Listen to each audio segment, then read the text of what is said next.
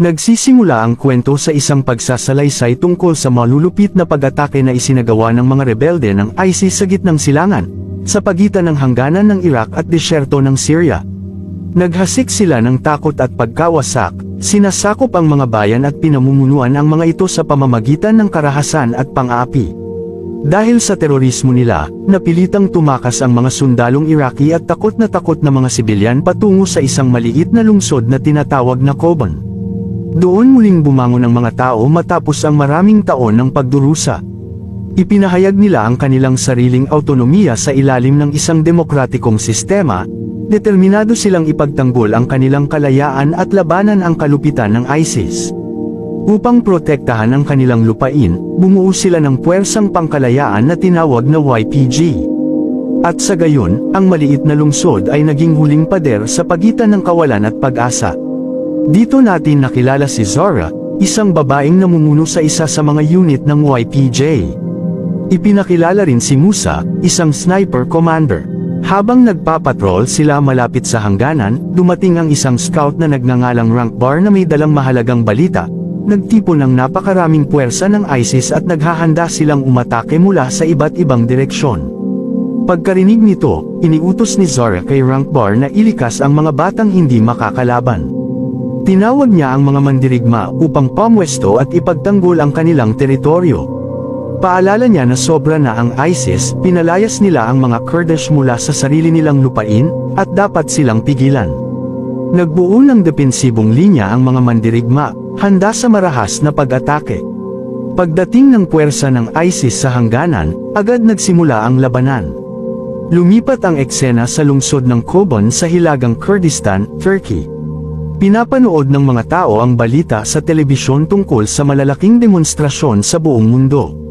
Ang mga nagpoprotesta sa Europa at gitnang silangan ay kumokondena sa ISIS dahil sa lumalalang karahasan sa mga bayan ng Kobani. Marami ang nanawagan sa United Nations na mamagitan at tapusin ang digmaan. Samantala, nakilala natin si Kamrod Galhad, isang commander mula sa rehiyon ng Kurdistan sa Iraq, isang respetadong lider na bihasa sa gerilyang pakikipaglaban. Naghahanda siya at ang kanyang mga mandirigma na tumungo sa Kobani upang sumanib sa YPG at tulungan barangay ang lungsod laban sa ISIS.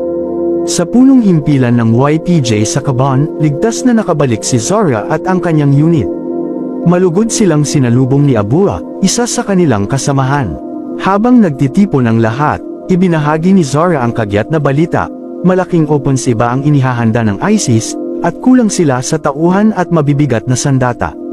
May ilang mandirigma na nagmungkahing umatras mula sa mga nayon at magtipon sa lungsod, ngunit iginiit ni Zora na kailangan nilang ipagtanggol ang linya ng hangganan.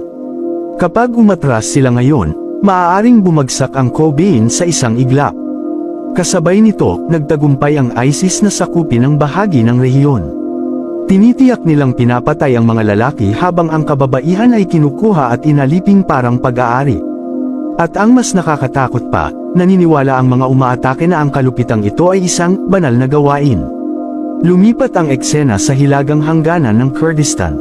Plano ni Galhad at mga mandirigmang Iraqi na tumawid papuntang Kobani upang palakasin ang YPG, ngunit bantay sarado ang hangganan ng mga sundalong Turko. Sa kabilang panig naman, dagsa ang mga sibilyan mula sa labas ng Kobani, desperadong sumama sa pagdepensa. Lumalala ang tensyon habang sinusubukan silang pigilan ng mga gwardya sa hangganan. Sa gitna ng kaguluhan, pinangunahan ni Isif, isang binata, ang isang grupo papasok sa isang underground drainage tunnel. Doon nila nakita ang mga sundalong Turko na tila nakikipagnegosasyon sa mga puwersa ng ISIS. Hindi malinaw kung anong kasunduan ang pinag-uusapan. Nagpasya si Isif at ang kanyang mga kasama na hintayin ang pagdating ng gabi bago sila gumalaw.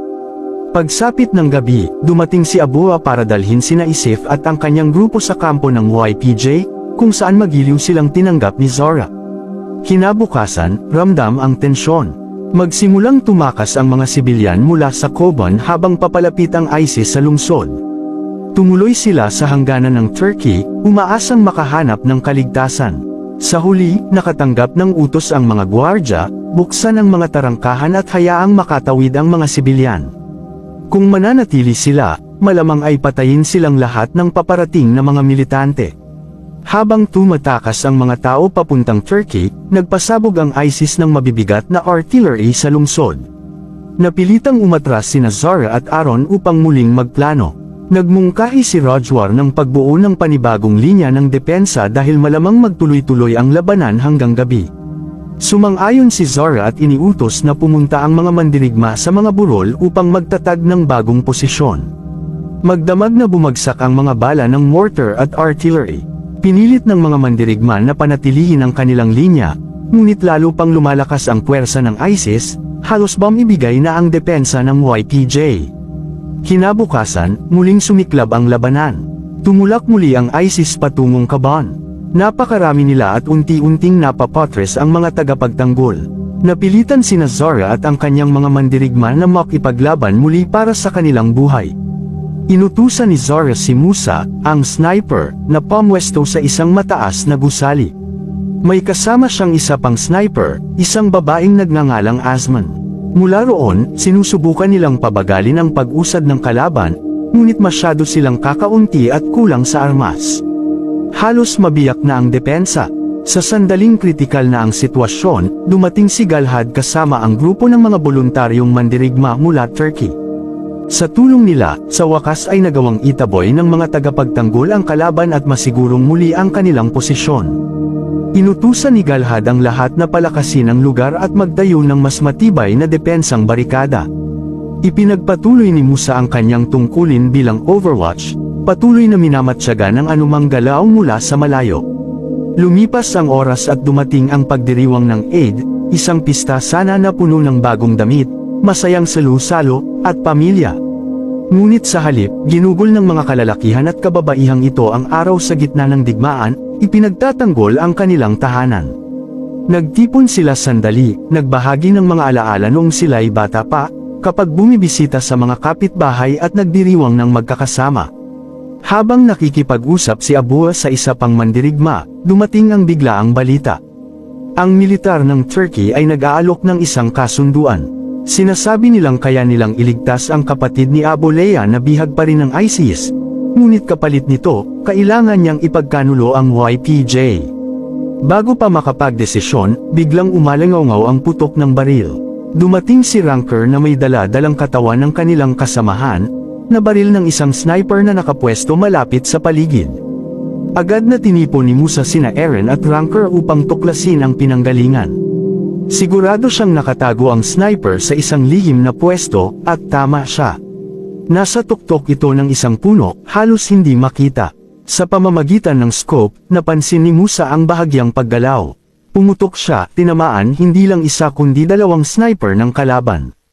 Kinabukasan, habang sinusubukan ng mga mandirigma na kunin ang mga armas na naiwan ng ISIS, muling umalangaw ang putok. Isa pang nakatagong sniper ang bumaril, kumitil muli ng buhay.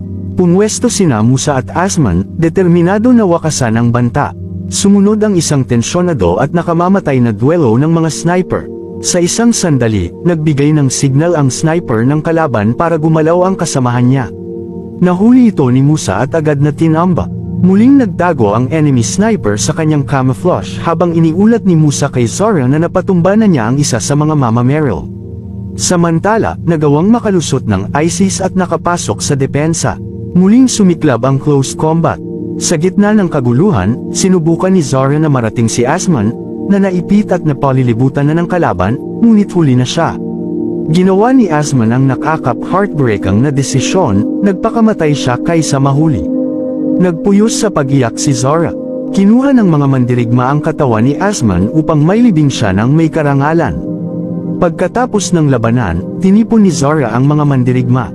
Ipinaliwanag niya na kailangan nila ng bagong estratehiya. Patuloy na nakakapasok ang kalaban sa kanilang depensa, at kung ganoon pa rin ang paraan nila ng pakikipaglaban, lalo lang silang mawawalan ng teritoryo.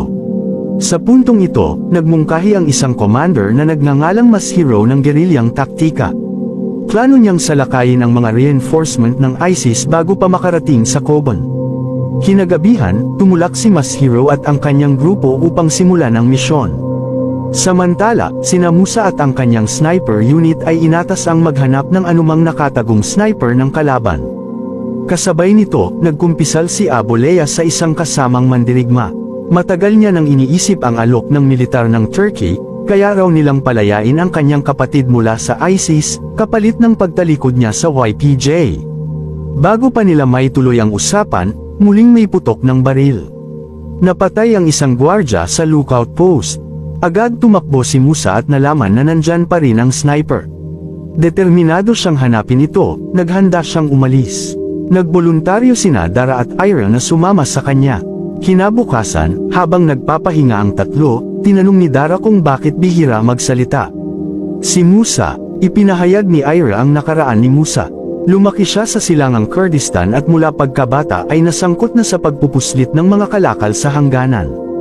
Kapag nahuli ng mga sundalong Iranian ang mga smugglers, agad silang pinapatay.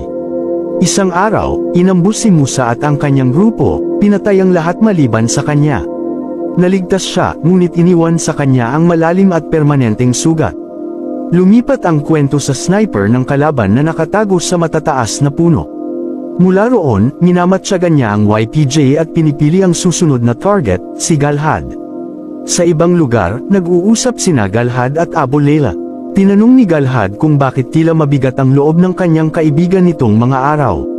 Sa wakas, inamin ni Abu Layla ang totoo. Miss na niya ang kanyang kapatid, at inalok siya ng militar ng Turkey na iligtas ito, ngunit kapalit ay pagtataksil sa YPJ. Sa kabila ng bigat nito, mariing sinabi ni Abu Layla na hindi niya ipagkakanulo ang kanilang layunin. Gusto niyang hanapan ng ibang paraan ng pagliligtas sa kapatid. Natuwa si Galhad sa kanyang paninindigan, at nagbuo siya ng plano. Magpanggap si Abu na tinatanggap ang alok upang mabigyan ng akses ang YPJ sa armas at bala mula sa mga Turko. Pag nakuha na nila ang mga supply, sisirain nila ang kasunduan at ipagpapatuloy ang laban.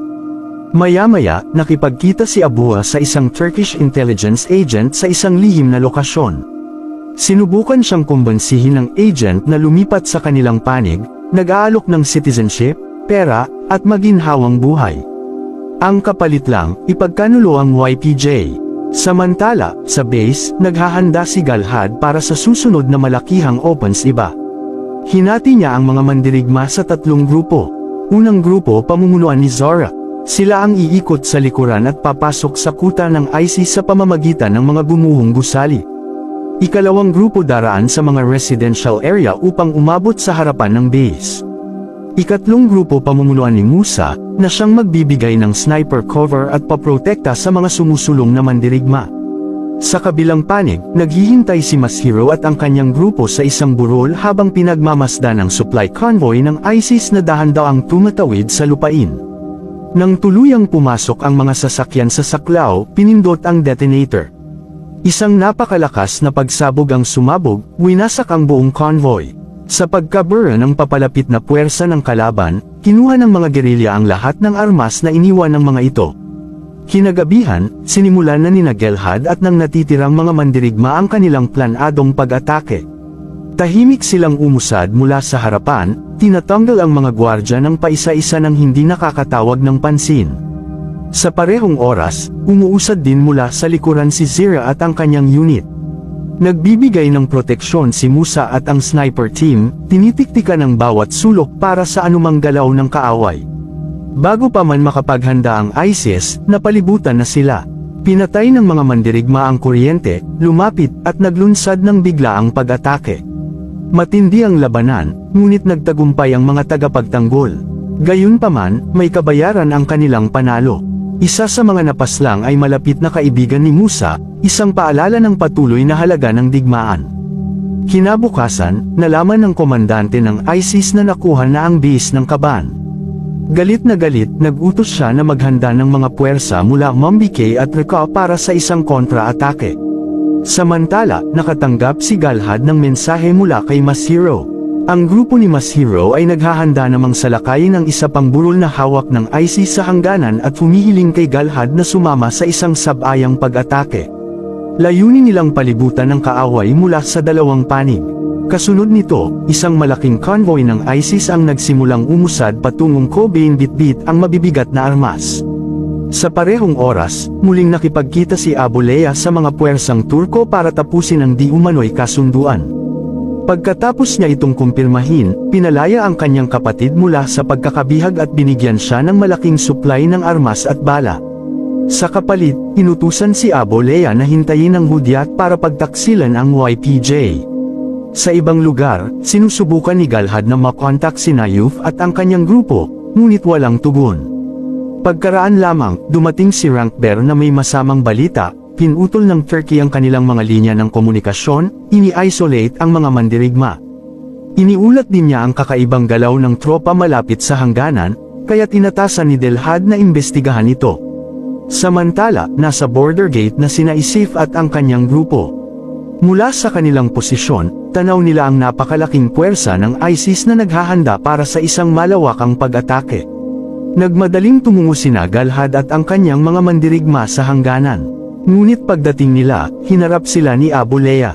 Inamin niya ang katotohanan, naloko na niya ang puwersang Turko at nasiguro ang mga armas para sa kanilang kilusan. Binaligtad niya ang pagtataksil. Ang mga armas na nakalaan para pahinain ang kaban ay gagamitin ngayon para ipagtanggol ito. Sa parehong oras, nakapwesto na si Masahiro at ang kanyang mga mandirigma sa Mr. Hale, handang salakayin ang natitirang puwersa ng ISIS doon. Kapag nakuha nila ang burol, magbabago ang takbo ng buong rehiyon sa kanilang pabor. Sa hangganan, isang sasakyan ang papalapit sa gate. Sa isang iglap, sumabog ito ng napakalakas at muling nagliyab ang buong digmaan. Pumutok ang mga baril, kumalat ang usok, at muling nagkalat ang kaguluhan habang nagbanggaan ang dalawang panig ng buong lakas. Samantala, matagumpay na napaalis ni Masahiro ang ISIS mula sa burol. Doon siya naghihintay na dumating ang unit ni Galahad, ngunit nang tumingin siya patungo sa lungsod, nakita niya ang makapal na usok na umaangat. Patuloy pa rin ang matinding labanan sa Kuwait. Napapalibutan na mula sa lahat ng panig, halos maubos na ang mga tagapagtanggol. Sa wakas, bumalik ang kanilang komunikasyon. Ginamit ito ni Galahad para kausapin ang bawat mandirigmang patuloy pang lumalaban. Paalala niya na ang lakas nila ay nagmumula sa kanilang paninindigan, tapang, at paniniwala sa pagtatanggol ng kanilang tahanan. Higit pa ito sa simpleng labanan, ito ay sandaling aalalahanan ng mga susunod na henerasyon. At iisa lang ang daang dapat tahakin, ang manalo. Nag-alab ang diwa ng bawat mandirigma. Kahit mas kaunti sila at mas mahina sa armas, naglunsad sila ng kontra-atake ng buong determinasyon. Ngunit sa gitna ng mabangis na depensa, dumating ang trahedya. Tinamaan sina Galahad at Rankber ng putok mula sa sniper at bumagsak sa labanan. Bilang tugon, mabilis na nahanap ni Musa ang sniper at tinambo ito gamit ang isang tumpak na putok. Matapos ang mahabang, nakakapagod, at madugong labanan, tuluyang napaalis ng mga tagapagtanggol ang ISIS mula sa kaban. Muling naging malaya ang lungsod, ngunit hindi pa tapos ang kanilang misyon. Mayroon pang halos 300 na baryo ang hawak ng ISIS na kinakailangang palayain. Nagtatapos ang pelikula sa totoong kuha ng aktwal na mga labanan. Mga ordinaryong taong pinili maging di karaniwang bayani. Ipinagtanggol nila ang kanilang tahanan hanggang sa huling patak ng dugo, tumangging yumuko sa kalupitan. At dyan nagtatapos. Kung nagustuhan mo ang recap na ito, mag-subscribe ka na idol para updated ka sa susunod na video.